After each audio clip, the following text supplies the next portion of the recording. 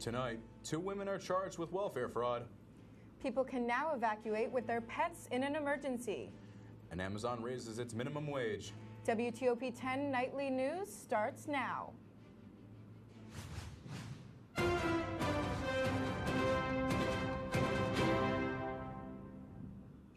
Good evening and welcome to WTOP 10 Nightly News. I'm Salvatore Sperazza. And I'm Abby Buttacavoli. President Trump is being investigated by the New York State Department for allegations of tax evasion. The New York Times has accused the president and his family of transferring millions of dollars from his business empire to his children without paying the appropriate amount in taxes. The tax department is reviewing the allegations outlined in the New York Times article, which has accused the Trump family of committing instances of outright fraud. President Trump's lawyer, Charles Harder, has denied these allegations and has called the facts reported by the New York Times extremely inaccurate. The Trump Organization has not returned requests for comment. Onondaga County has selected a new executive to succeed Joni Mahoney. The Onondaga County legislature voted 15-2 to select County Chairman Ryan McMahon as the new county executive. Mahoney announced last Monday she'll resign from her position to accept a job at the SUNY College of Environmental Science and Forestry. McMahon will begin as Onondaga County executive on November 1st and will remain in office until a new election is held next year. The Oswego City Police Department has designated an official vehicle for the DARE program. Mayor Billy Barlow announced the designation of a 2014 Jeep Wrangler to be used for delivering the DARE program's curriculum to schools around Oswego. The DARE car has been outfitted with emergency lights and police markings, as well as several DARE stickers on the exterior. Mayor Barlow has called the DARE car a symbol of cooperative effort and commitment to combating illegal drugs. This will be the second year Oswego has done the DARE program. According to the Madison County Sheriff's Office, 2 Chittenango women were arrested on welfare fraud charges. Lisa Janaski is said to be receiving nearly $1,300 in public assistance as a result of failing to report her total monthly income and employment. Janaski is facing several charges, including welfare fraud, grand larceny, and perjury. Danielle Cummings received nearly $2,500 in public assistance, which she was not eligible for, resulting in her facing charges of welfare fraud and in the 4th degree and grand larceny in the 4th degree. We have reporter Jacob Manrow in the WTOP office to discuss a local event happening in central New York. Jacob? Thanks, Abby. As we enter the month of October, more and more festive events are popping up all across the city of Oswego. As I learned, the Central New York Pumpkin Festival was in town this past weekend and was a smashing success. Washington Square Park hosted the Central New York Pumpkin Festival over the weekend. The festival was full of food from popular local restaurants, music, and plenty of fun for all ages. You should definitely come down to Pumpkin Fest next year, because today's the last day. And you can get your snow cones, cotton candy, and everything else. Some of Oswego's local businesses were present to share a taste of the local culture in downtown Oswego. Alongside these businesses, youth organizations like the Troop 10566 and 10567 Girl Scouts added to the fun. 3 chances to smash 1 pumpkin. We've had some dads and sons that are trying to do competitions, see who can get it the farthest, and then helping each other out smashing a pumpkin. It's helping the Girl Scouts, and we've also got our corn maze going on. We've got some games, pumpkin sales, baked goods, and the pancake breakfast that we had this morning. The event was sponsored by Pathfinder Bank and the Oswego Fulton Chamber of Commerce. Many families attended the open event, bringing the Oswego community together. We're seeing a very nice rebound in what this community is and what it can be, and to attract new people to our community and retain is what we're trying to do, and it's great fun. Smiles, great food, and lots of fun. In downtown Oswego, Jacob Manrow, WTOP 10.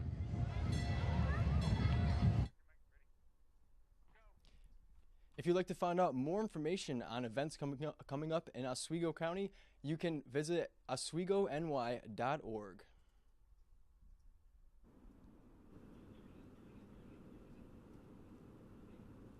Two Dunkin' owners in Syracuse are doing an act of kindness for homeless people in the city.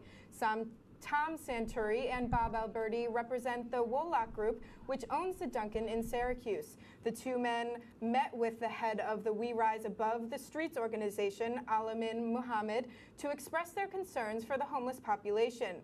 They plan to hit the streets this weekend to serve lunch to homeless people. This act is in response to an incident where a homeless man was drenched with water by a worker at the Dunkin' where Santuri and Alberti operate.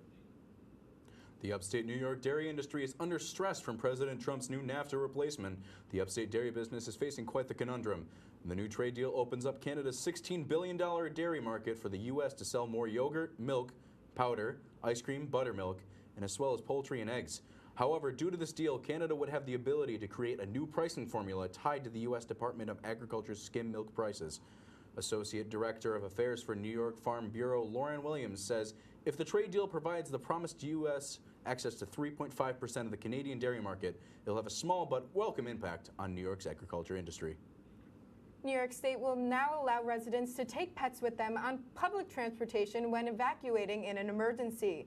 The law was signed today by Governor Andrew Cuomo to ensure people don't have to choose between their pets and their personal safety. Public transportation restrictions on pets will only be lifted during formal evacuations in the event of an emergency, according to the law. The governor's office noted Superstorm Sandy in 2012, where many people refused to evacuate because they were not allowed to bring their furry friend along with them. Now let's take a quick look at the weather with Storm Team 10 Chief Meteorologist Alex Bielfeld.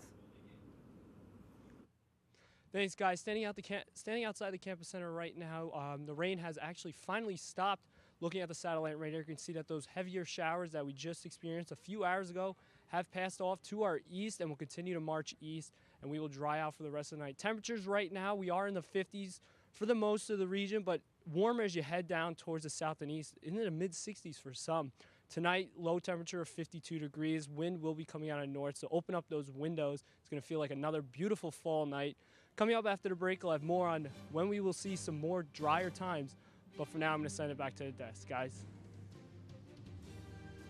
Coming up later tonight, Amazon raises their minimum wage. And more on the Indonesian tsunami. You're watching WTOP 10 Nightly News. We'll be right back. Say, President Stanley, whenever there's bad weather, who would you turn to? I'd turn to Storm Team 10. No, but you've got to say it like this. Storm Team 10. Say it with me. Storm Team 10.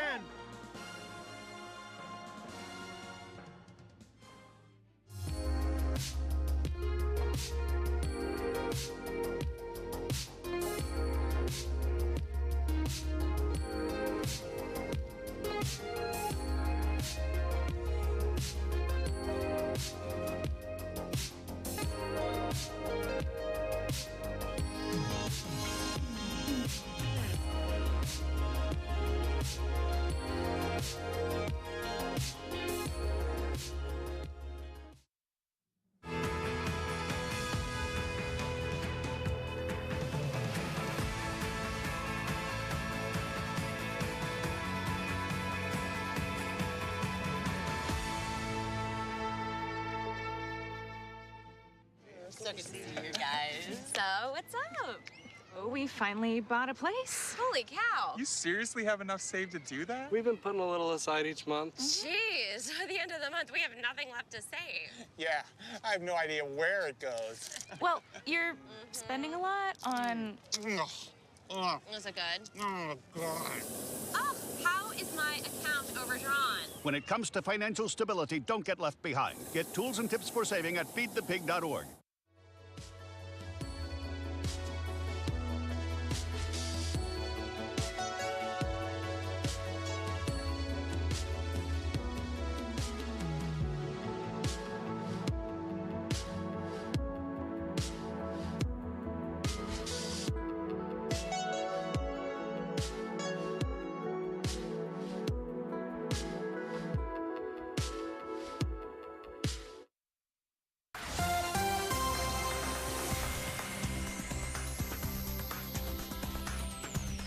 Welcome back from the break, everyone. I'm your Chief Meteorologist, Alexander Bielfeld. Boy, did we have a very wet day today. We had some heavy downpours, caused some street flooding in many of the cities around Oswego, including Syracuse. We had a few reports of street flooding.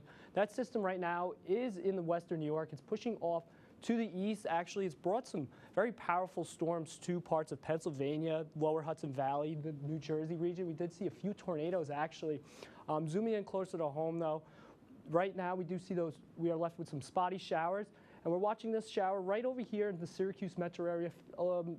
Possible heavy downpour, so be careful if you're heading on I-81 towards or from Syracuse. Headlines. Those showers will end early tonight. The sun will return tomorrow. Rain, though, makes a comeback on Thursday, and that all-important weekend looks to be damp as we head into the weekend. So overnight tonight, you have any plans? A spot shower for now, but we will be drying out tomorrow morning. If you're for your morning commute, be careful for some patchy fog that can limit the visibility, but that sun will return later in the morning. So for the futurecast, timing it out, starting tomorrow at 9 o'clock, you see that we've left with a few clouds, but those clouds will be clearing as we head on through the day tomorrow. So that sun will come out. Then those highs tomorrow will be in the 60s. Look at that, near in Syracuse, we're going to be close to 70. That's warm for this time of year. Now, but we do have another round of rain that will begin to make its way into the area late Wednesday and into Thursday. So timing it out for your Thursday morning commute, we will be dry. We're going to start out dry, but this system is a 1-2 punch as our first batch of rain comes through late Monday morning, and the second batch will come through early Thursday afternoon. And that will quickly move out, and we'll be left with clear skies for your Thursday evening commute. So for the next 7 days, we do have the clearing out tomorrow, and those showers return on Thursday. Friday, mostly sunny, but look at that temperature, only in the upper 50s. Saturday and Sunday look damp. But look at that on Monday and Tuesday. Highs get back up into the mid-70s. We could even touch 80 degrees on Tuesday. Coming up after the break, we have more news and sports. You're watching WTOP 10 Nightly News. Because I think everyone has a spark of creativity, and the reason that I have to keep making is because I don't think my life would be as fulfilling without it. If you make things yourself, that means you're not cowering in fear. You're out there taking chances. That, I think, is my way of saying I love you to the world. All right, now I want to hear why you make. Share your own Why I Make story today. Visit whyimake.org.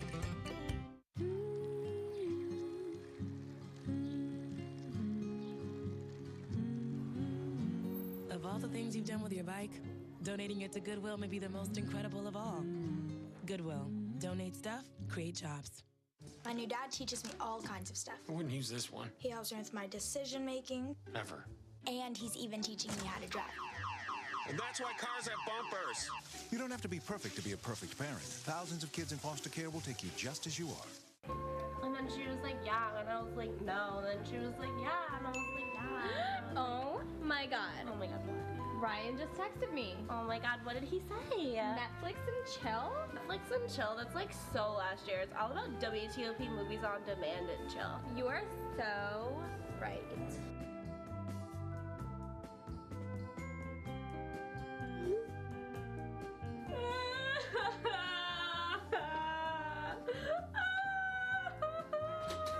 Yo, bro, what's wrong? Yo, bro, my girl left me, bro. But why? Because I don't watch WTOP 10 movies on demand.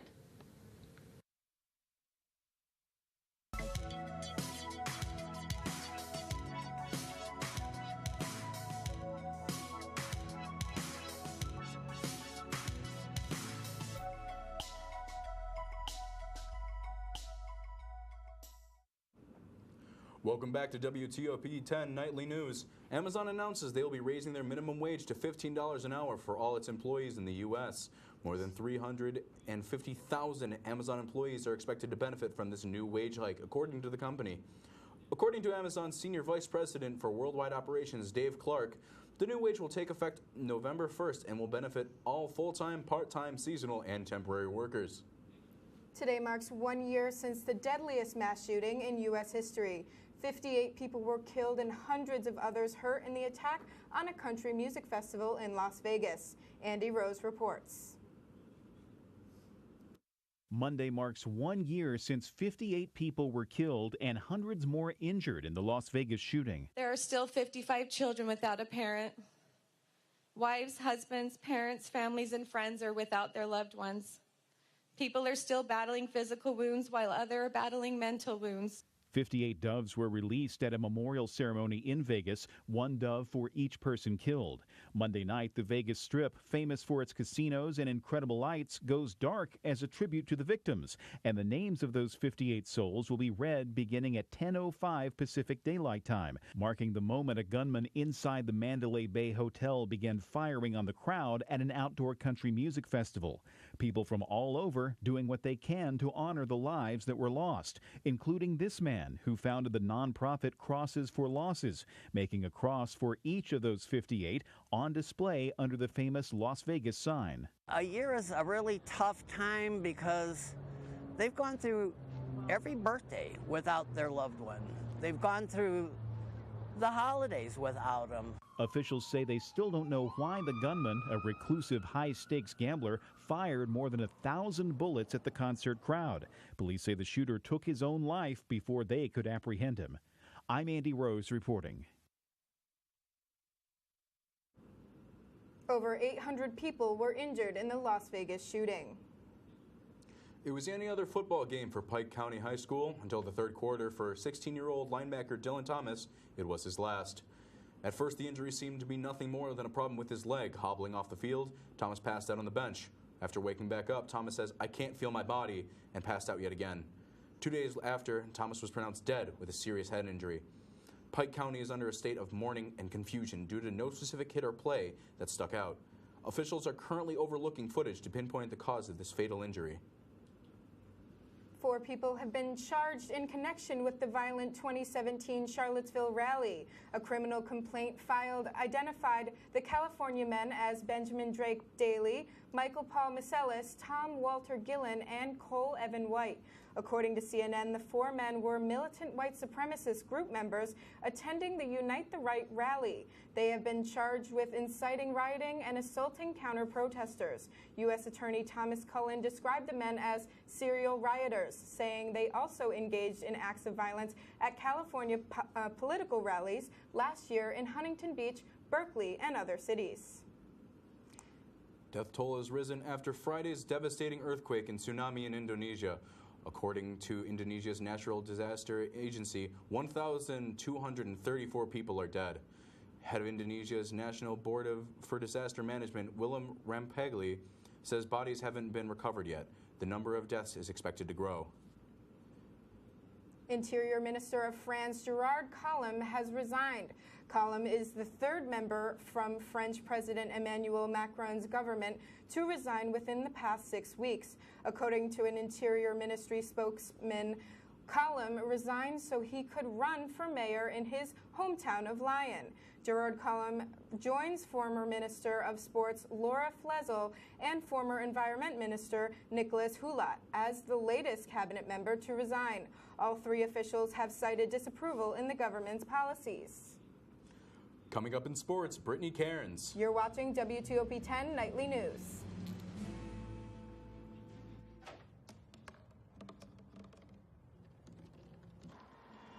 Everybody has a dream.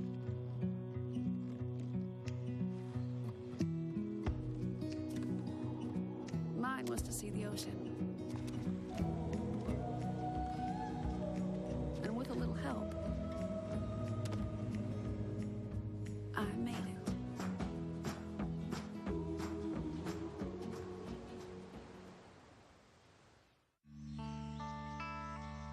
This is the moment I knew his future had no boundaries. There are some moments only the forest can inspire. Find yours at discovertheforest.org. Life's taught me a lot, and I'm ready for more. Well, you're not the typical kind of candidate that I hire. But you are exactly what I'm looking for. Your company could be missing out on the candidates it needs most. Learn how to find a great pool of untapped talent at gradsoflife.org. Is How Are You Precious okay? Take out the precious. It's way too cheesy. Okay, yeah. Just go, sure. hey, how are you? Nope. How's your day? Yeah. Don't be cheesy. Yeah, I figured.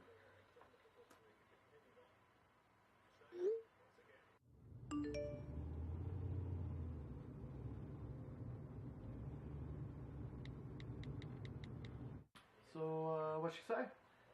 She's still typing. I'm not sure. She never takes this long. I wouldn't worry about it. Give it a few minutes. Okay.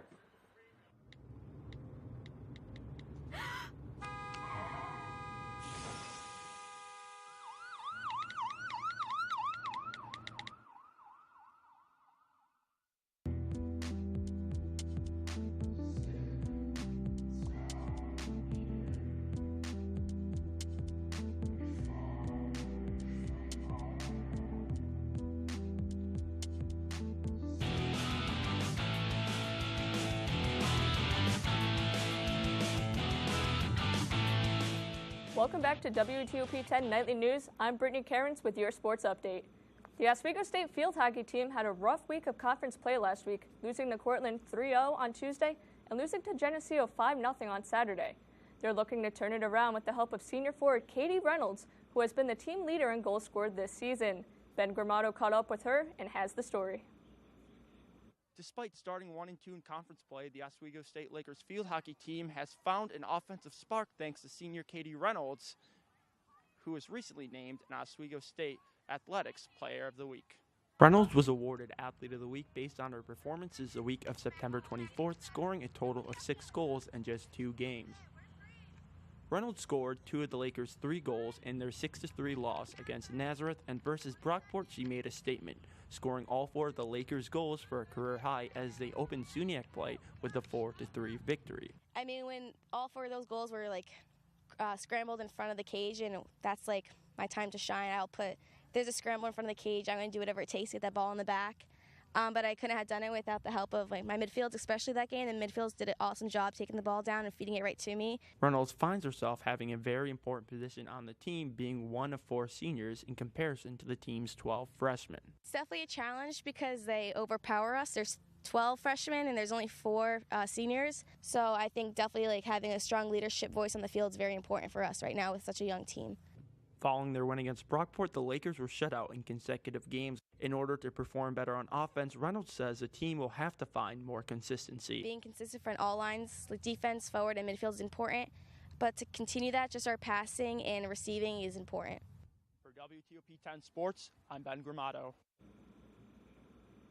Reynolds and the Lakers will look to get back on track this weekend as they go to New Paltz Friday for a 4 p.m. start and head to Oneonta on Saturday for a 1 p.m. start. The Oswego State Athletics Department has named Haru Kobayashi and Corey Marshall their Athletes of the Week. During the team's contest against Fredonia, Kobayashi won a nail-biter during her doubles match. She continued her winning ways against Brockport as she earned her team a match point in singles and claimed an easy 8-1 victory in doubles. On the golf course, Marshall collected medalist honors during the Oswego State Invitational. His score of 148 helped lead the Lakers to their first-place finish. The Syracuse Orange men's soccer team beat Akron by a score of 3-1. Senior Jonathan Hagman notched the first hat trick of his career, scoring all of the Orange's goals. Tejan Buchanan had a career-high 2 assists as he now leads the team with 10 points. Syracuse's next game will be on Friday at 7 p.m. against number 1 ranked and undefeated Wake Forest. After days of speculation, Yankees manager Aaron Boone announced Luis Severino will get the start in the American League wildcard game. Severino got the nod over All-Star J.A. Happ and Masahiro Tanaka. In his 1 start against the opposing Oakland Athletics, Severino struggled, giving up 6 runs in 2 2/3 innings. However, his past 3 outings have consisted of at least 5 innings of work, while allowing only 2 runs or less. The winner-take-all matchup will be played tomorrow night at 8 p.m. and shown on TBS. 1 year after leading the Minnesota Twins to a surprise postseason berth, Paul Molitor has been fired from his managing duties. The 2017 American League Manager of the Year led the Twins to a 78-84 record this season, finishing 13 games behind the division champion Cleveland Indians. According to the West Central Tribune, Minnesota has offered Molitor a position in their baseball operations office. Monday Night Football featured 2 AFC West foes in the undefeated Kansas City Chiefs and the 2-1 Denver Broncos. Let's head out to Mile High Stadium for the action. There you see Chiefs quarterback Patrick Mahomes, who has lit up the field so far with 14 passing touchdowns on the season. Third and goal, he's looking to pass, but instead of showing off his cannon of an arm, he's going to scramble and run it into the corner of the end zone. The Chiefs go up 10-3 midway through the second quarter. The Broncos wouldn't take long to answer as Case Keenum gives a toss to Royce Freeman. He cuts upfield, bobs and weaves through some defenders, and powers his way to the end zone, taking linebacker Anthony Hitchens with him. That ties the game at 10. We will fast forward now to the fourth quarter. Chiefs down by 10. Mahomes finds Travis Kelce on the quick pass for the touchdown to cut the lead to 3. Less than 4 minutes left in the game. Mahomes can't find anyone, but he scrambles to the left, and wait, he throws it with his left hand for the completion to Tyreek Hill. Let's take another look. Von Miller on his tail, and he just nonchalantly switches throwing hands. What a play by the rising star. Later on that drive, Mahomes will hand it off to the reigning rushing leader, Kareem Hunt. That gives the Chiefs a 4-point lead with just 1 minute and 39 seconds to go. A last-ditch effort by the Broncos would end in a fumble, and the Kansas City Chiefs remain undefeated. Absolutely breathtaking. How do you feel about the wildcard game coming up with the Yankees? It's going to be interesting. The Athletics are starting with an opener, which is something we haven't really seen until this season. So they're going to go that bullpen route. Starter Kyle Hendricks will probably go 1 inning, and then you'll see the bullpen for the rest of the game. Yankees announced they're starting Luis Severino, as I said before, but they're probably going to go to that bullpen quick because with a high-powered bullpen like that, you have Zach Britton, Dellin Betances. I mean, this is winner take all. I mean, you have to show all you got. Of course. I mean, if you use them, got them. Exactly. So, Alex, I saw rain. What are we looking at? Rain for the rest of the night. Well, we're going to be drying out, actually.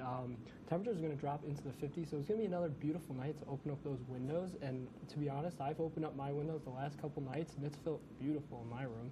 Get out of that stuffy feel that we've been really stuffed into this whole month of September, which hasn't been fun. But next week, the 80s look to return. And I know some people are happy with that, but it's October. I think we're time for a break. Yeah, I kind of want it to be fall. 80s sound nice, and it might be nice to warm up a bit, but I don't know. I like the fall weather. Same here. So, yeah, what are we looking at, Brett, in sports? Anything else? We have the Yankees Athletics wildcard game tomorrow. Right now is the Rockies against the Cubs. That's going to That's going to be who goes into the National League Division Series.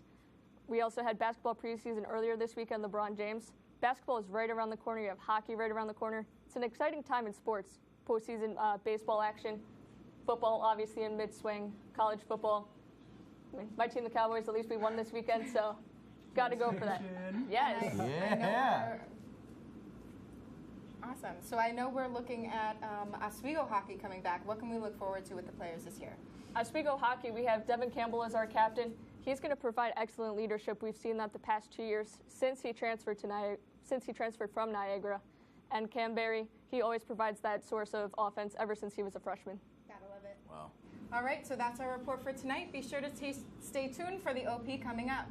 Thanks for watching, everyone. Have a great night.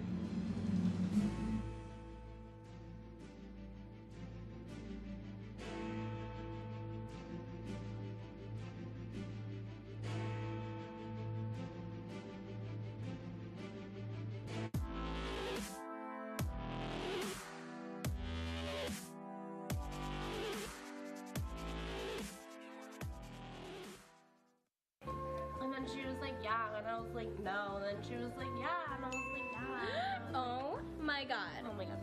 Ryan just texted me. Oh my god, what did he say? Netflix and chill? Netflix and chill, that's like so last year. It's all about WTOP movies on demand and chill. You are so right.